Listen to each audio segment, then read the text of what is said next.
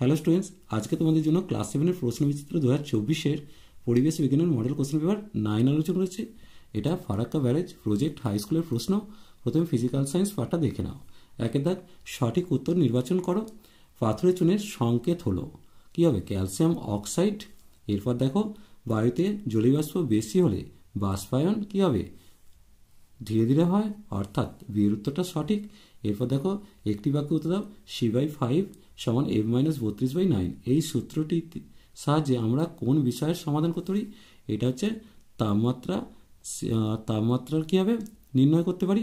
তাহলে thermometer Celsius ও Fahrenheit স্কেলের তাপমাত্রা নির্ণয় করতে পারি। তাহলে এটা তাপমাত্রা নির্ণয় বলে লিখে রাখলাম। এরপর দেখো, 3-এর দাগ কি দিয়েছে?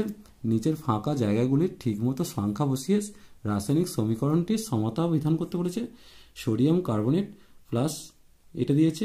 সেক্ষেত্রে দেখো, সোডিয়াম কটা আছে? দুটো আছে। তাহলে প্রথমেই তুমি এখানে 2 বসিয়ে দাও। 2টা বসিয়ে দিলে সোডিয়াম মিললো, কিন্তু ক্লোরিন কটা হলো? দুটো হলো। তাহলে এখানে তুমি 2 বসিয়ে দাও। এরপর দেখো, হাইড্রোজেন কটা? দুটো। তাহলে এখানে হাইড্রোজেন দুটো।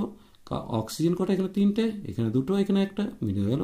তাহলে এটাই সমতা বিধান। এরপর দেখো 4 দাগ, আমি একটি মৌল, আমার চিহ্ন CM, নামের বানান হচ্ছে কোরিয়াম, আমি একজন বিখ্যাত বিজ্ঞানীর নামে নামাঙ্কিত। ওই বিজ্ঞানীর নাম কি? উত্তর হবে মাদাম কুরি। তাহলে বা ম্যাডাম কুরি, মাদাম কুরি লিখলাম। এটা ম্যাডাম ময়জাফলা আকার ডয়াকার লিখবে। এরপর দেখো 5টা, সাজিয়ে নিয়ে উত্তর লিখতে বলেছে। বিকল্প প্রশ্ন লক্ষণীয়। যে যৌগের সংকেত CuCl2 তার নাম হচ্ছে কিউপ্রিক ক্লোরাইড। তাহলে উত্তরটা হবে কিউপ্রিক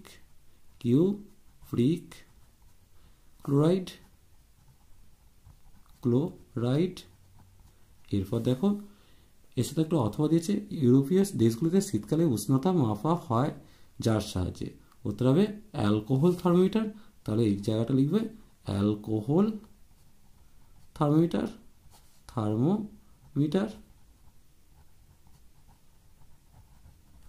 এরপর দেখো 6 দাগ, 0 ডিগ্রি সি উষ্ণতায় 1 গ্রাম বরফকে একটি গ্লাসে রাখলে তা জলে পরিণত হয়। ওই জলের উষ্ণতা দেখা গেলো 0 ডিগ্রি সি।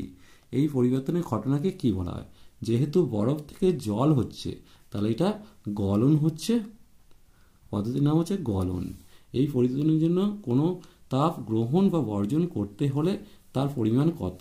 সাধারণত এক্ষেত্রে লিনতাপ হিসাবে কত তাপ গৃহীত হচ্ছে? লিনতাপ হিসাবে 80 ক্যালোরি পার গ্রাম তাপ গৃহীত হচ্ছে। এটা গ্রাম লিখলাম। এরপর দেখো, এস তাকে অর্থ দিয়েছে, Zn + CuCl2 থেকে ZnCl2 + Cu। এই রাসায়নিক বিক্রিয়াটি কী প্রকারের বিক্রিয়া বলা হয় এবং কেন? এটা দেখো প্রতিস্থাপন বিক্রিয়া বলা হচ্ছে, কারণ একটু খেয়াল করবে, এটা প্রতিস্থাপন বিক্রিয়া। কারণ দেখো এক্ষেত্রে কি হচ্ছে, ZnCu কে প্রতিস্থাপিত করে ZnCl2 প্লাস কপার তৈরি করছে। যেহেতু এটা প্রতিস্থাপিত করছে, তাই এটা প্রতিস্থাপন বিক্রিয়া। এরপর লাইফ সায়েন্স পার্টটা দেখে নেব। প্রথমে 1-এর দাগ, সঠিক উত্তর নির্বাচন করতে বলেছে।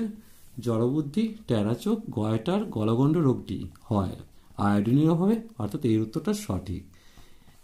তারপর দিয়েছি, একটি বাক্য উত্তর দাও, পৃথিবীতে মোট জলের মধ্যে কত শতাংশ মিষ্টি জল রয়েছে? উত্তর হবে 3%। এরপর দেখো, বেমানান শব্দটি বেছে লিখতে বলেছে। Cyclamate, carotenoids, aspartame, saccharin. দেখো এই 3টে হচ্ছে ক্ষতিকারক। তার মধ্যে ক্যারোটিনয়েডস হচ্ছে একটা ফাইটোকেমিক্যালস, যেটা খুব উপকারী, তাই এটা বেমানান।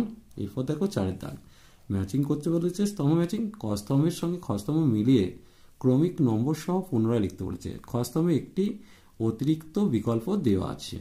প্রথমে মস্তিষ্কের তরলকে সেরিব্রোস্পাইনাল তরল বলে, অর্থাৎ এটা 1 হচ্ছে। হৃৎপিণ্ড, তাহলে হৃৎপিণ্ডে রক্ত থাকে, অর্থাৎ এটা 2 হলো। এরপর দেখো যকৃতের রসকে পিত্তরস বলে, অর্থাৎ এটা 3 হলো। এরপর দেখো 5-এর দাগ কি দিয়েছে? সংক্ষেপ উত্তর করতে বলেছে। উদ্ভিদদের খাদ্য তৈরিতে ও প্রাণীদেহের তাপমাত্রা ঠিক রাখতে জলের একটি করে ভূমিকা লেখো। দেখো, উদ্ভিদের খাদ্য তৈরি করতে জল একটি অপরিহার্য উপাদান। আর এটা লিখবে, উদ্ভিদের খাদ্য তৈরিতে জল অপরিহার্য উপাদান। এরপর দেখো, প্রাণীদেহের তাপমাত্রা, প্রাণীদেহ কি হচ্ছে? ঘাম নিঃসরণের মাধ্যমে দেহ ঠান্ডা রাখে। তাহলে প্রাণীদেহে ঘাম নিঃসরণের মাধ্যমে দেহের তাপমাত্রা ঠিক রাখতে জলের ভূমিকা আছে। এরপর দেখো, অপুষ্টির ফলে শিশুদের যে সকল রোগ দেখা দেয় তার মধ্যে যে কোনো একটি রোগের নাম ও লক্ষণ উল্লেখ করতে হচ্ছে। দেখো রোগের নাম হচ্ছে ম্যারাসমাস, এটা তোমরা বইটা 165 পাতা খোলো। দেখো শিশুটাকে দেখলেই তোমরা বুঝতে পারছো এটা ম্যারাসমাসের লক্ষণগুলো। 1 নম্বর হচ্ছে দেহের পেশিগুলি যথাযথভাবে গঠিত হয়নি, এটা পেশি হবে। তারপর হাড় বাইরে থেকে পরিষ্কার বোঝা যায়, চামড়া জায়গায় জায়গায় কোঁচকানো, আর হাত পাগুলো খুব সরু হয়। আজ এই পর্যন্তই। নেক্সট ভিডিও নিয়ে খুব তাড়াতাড়ি হাজির হবো। ভিডিওটি ভালো লাগলে লাইক শেয়ার কমেন্ট করো, পারলে চ্যানেলটিকে সাবস্ক্রাইব করে নিও। চলো টাটা, বাই বাই।